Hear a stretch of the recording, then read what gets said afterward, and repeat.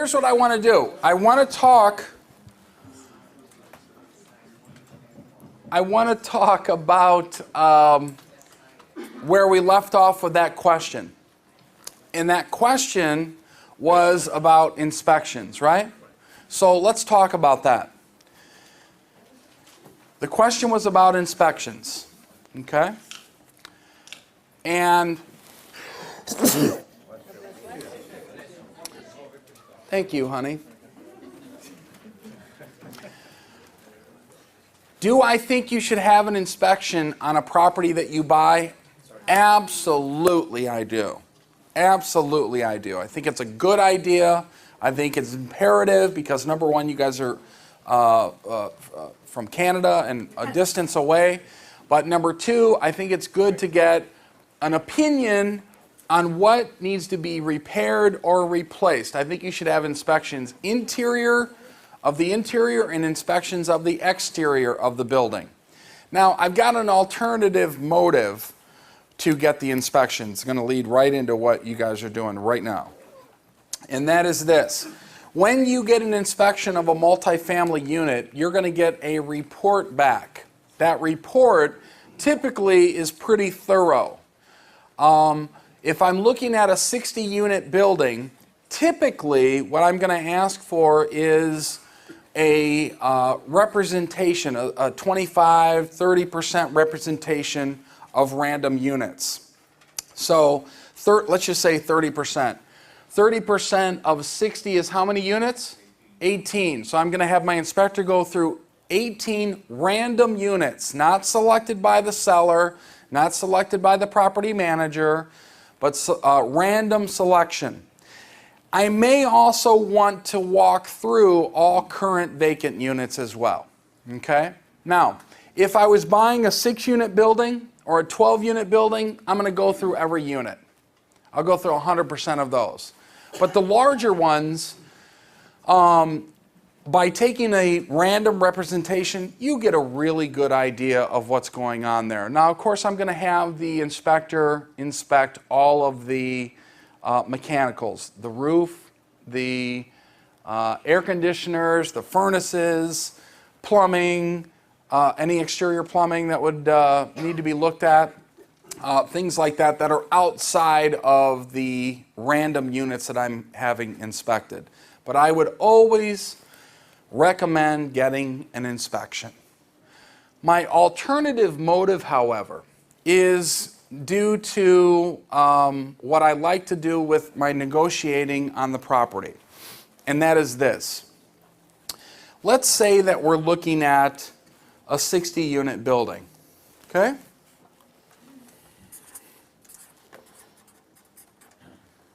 And what would you say the sales price is for that? Let's just say $2 million, okay? So $2 million. John, you need to switch it over. I do need to switch it over?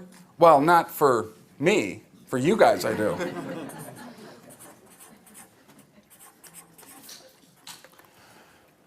All right, Wayne, I'll switch it over. You're always picky. You're always detailed, Wayne. That's why you'd be a good consultant, right, Steve? He'd be good, wouldn't he? Anyway. So $2 million. Let's say that we get an 80% loan on this property. That would be how much? 1.6. And you're required to put down $400,000. If you're only getting a 70% loan, just change the math. So what I try to do at this point is in looking at all of my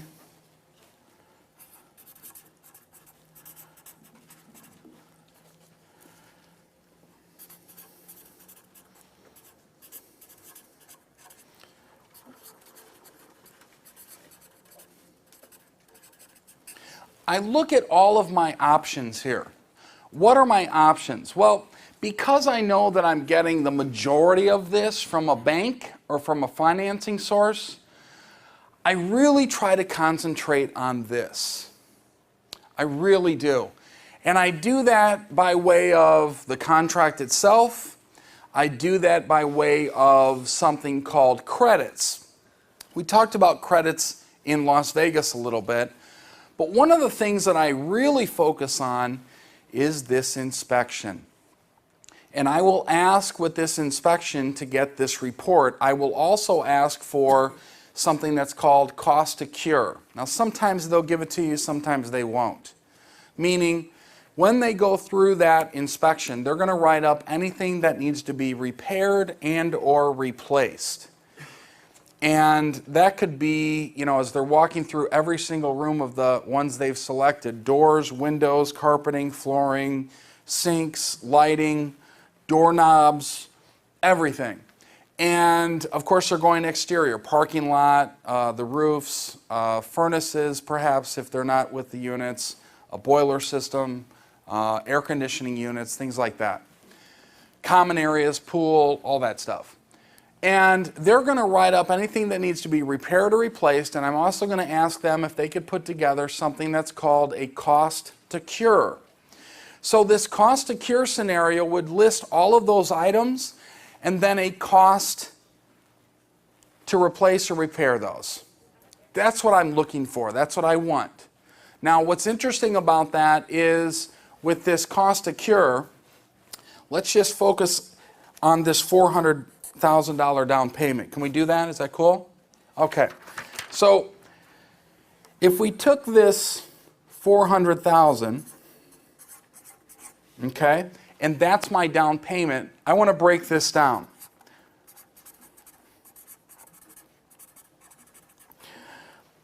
Now, in this cost to cure, we've come up with how much money with things that need to be replaced or repaired? 100,000? More like 250. More like 250? Let's go with 100,000 just so because it's a round number, but right? So 100,000. There are three. Actually, let's use 250, just to make it real for you. Okay? There are three ways in which when this 250 comes up from the report, it's handled by investors. Okay? So actually, let me start over with that. Our property value is $2 million. Okay? Sales price. And we know that we've got to put $400,000 as a down payment because that represents 20%. Does everybody see that, by the way? Okay, so that represents 20%. Now, there's three ways that this happens. Let me just close this. We got some partiers out here.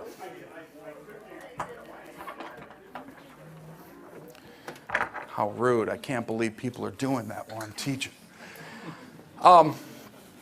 It comes in three ways. We get this report back. There's $250,000 worth of items that need to be replaced or repaired. Okay? So the first way that this gets handled is that it's never brought up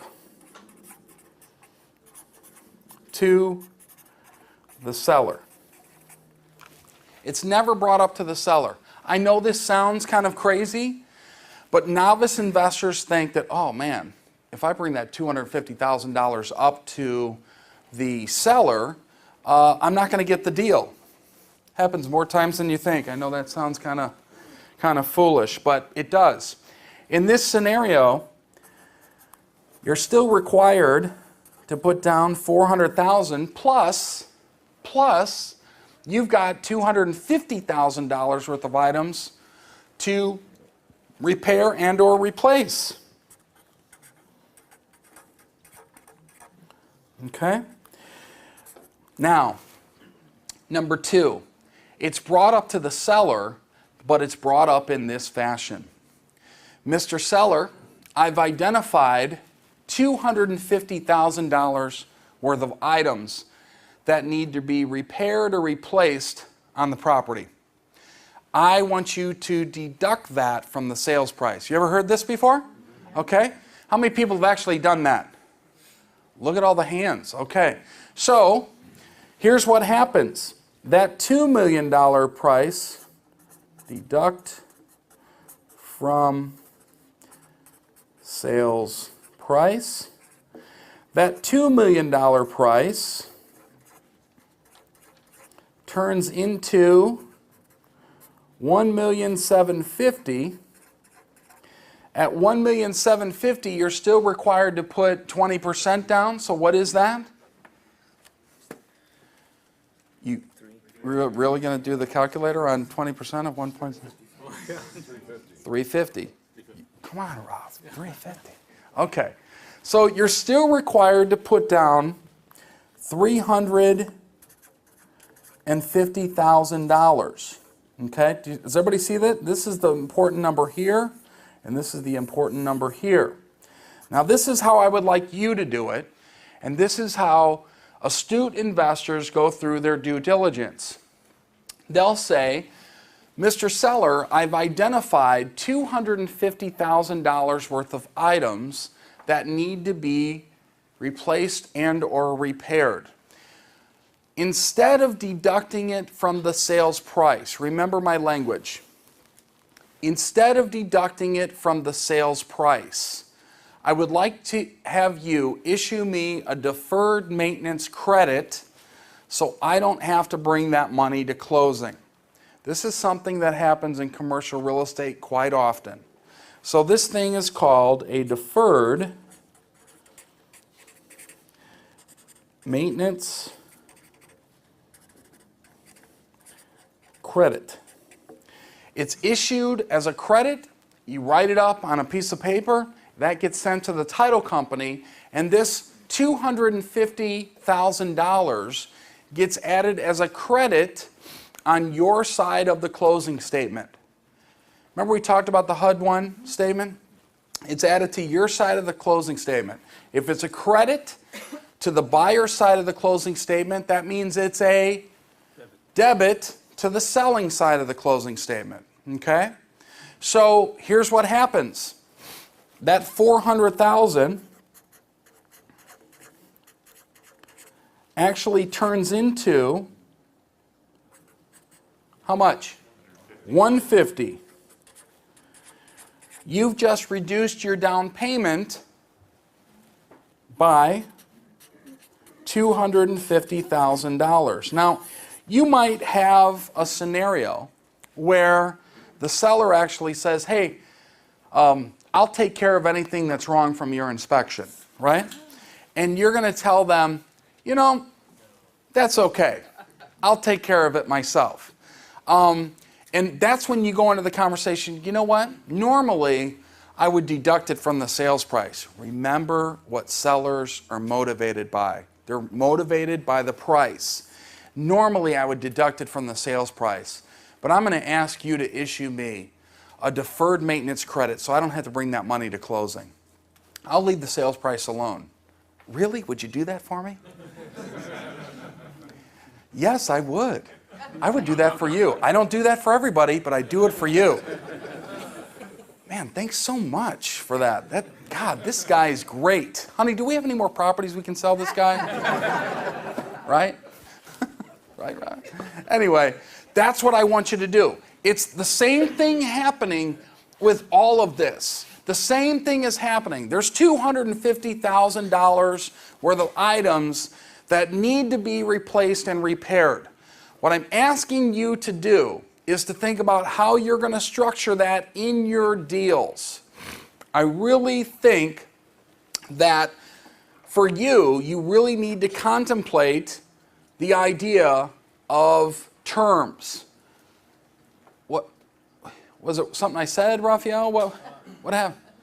He's done with you now. Oh, okay. All right. I was just about to deliver the ultimate formula, but go ahead, you guys. Yeah, no, that's cool. No, go ahead. Take them, Paula. That's good. The ultimate formula. Hey, don't worry about it. It'll be on tape. No, I'm kidding. Go ahead. Go ahead. Go ahead. Now, as soon as these guys leave, we're going to talk about them. Because, no, I'm just kidding. So, you're doing the same thing. My point is this. You do have $250,000 worth of items that need to be replaced or repaired. Terms, though. I want you to focus on terms. How are you going to handle each one of these things? This is what typically happens between these first two. It's never brought up. You have to pay not only the $400,000 in down payment, but the $250,000 to fix the stuff. The second one is, hey, I'm a smart investor. I'm going to deduct it from the sales price. So when you deduct it from the sales price, you have a question? Yeah. No, I have an announcement. Can you just kind of wait till I get done with this? No. I just wanted to say Marco's out of the water, so I'm all happy. Oh, all right. Wonderful. Great for Marco. Right on. Anything else you want to talk about? Wow. Not everybody cares about Marco. So when you deduct it from the sales price, you still have to come up with $350,000 of down payment. Quite significant, right? This last one allows you to deduct it from your down payment. It's just a twist in language. Now, I know we've got questions. Well, how do you actually pay for the stuff that needs to be replaced or repaired? I'll get to that. This is the terms that I'm talking about. Give the seller his or her price. You want the terms. Because if I did the math on this, we went back to that formula of cash return on investment. That formula has two components to it. Cash flow divided by initial investment. If you reduce your initial investment from $400,000 to $150,000, your return is going to skyrocket. It absolutely will skyrocket. Let's talk about how we pay for those. First and foremost, you've got a little bit of money to play with now because you had thought you were bringing $400,000 to close. Now you're bringing $150,000. So you do have about $250,000 to fix some of that stuff. Here's what I would do. I would take an inventory of the items that need to be fixed. Actually, you already have one through the report. And I would fix anything that was urgent that would affect the integrity or safety, health and safety of the tenant base. I would fix that right away. The rest of the items, I would probably set up a budget for, and I would fix out of the cash flow of the property, keeping in mind what is an operational expenditure and what is a capital expenditure. That's how I would do it. I think that makes sense. Okay? Now, does everybody have a question on that now? Now that I got there? Gilbert? My numbers don't seem to make sense to you. Did I do the math wrong up here? Is the 250 minus 400 minus 250 not 150? Is that what you're caught up at? What part, Gilbert? Gilbert, are you with me?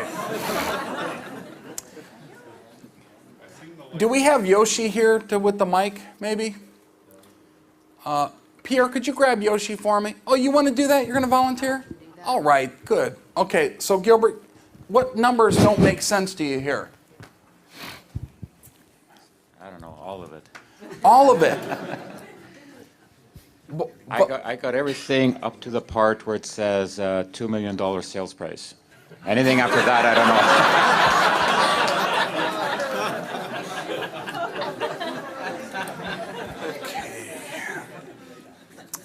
You need to go to the appreciation. Wow. Gilbert, you were here all 5 days? Probably not. 3 days.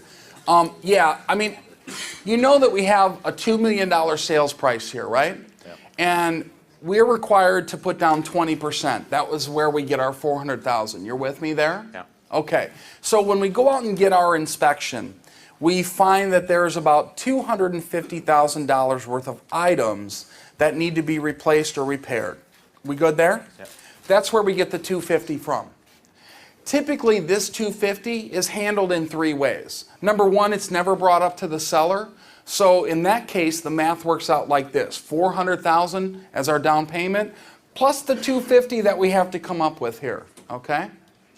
In section, you got that so far? Gilbert, you got to communicate. When I ask you a question, I need you to talk back with me. Are we good? Okay. You got that here? Yeah. Okay. Number two, Typically, the other thing that they do is they deduct the $250 from the sales price, turning that $2 million into $1.75 million. At $1.75 million, 20% down payment is $350,000. You got that? Yeah. Okay, you're good there? Yeah. Okay. The third way is the way I would like you to do it.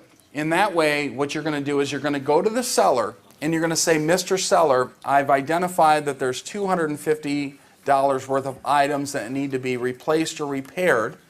Instead of deducting it from the sales price, I would like you to issue me a deferred maintenance credit so I don't have to bring that money to closing. This is something that happens very commonly on commercial real estate, not necessarily on residential. So what happens is our credit gets deducted directly from our down payment amount. $250 from $400,000 is our $150. So these are just like 3 separate options?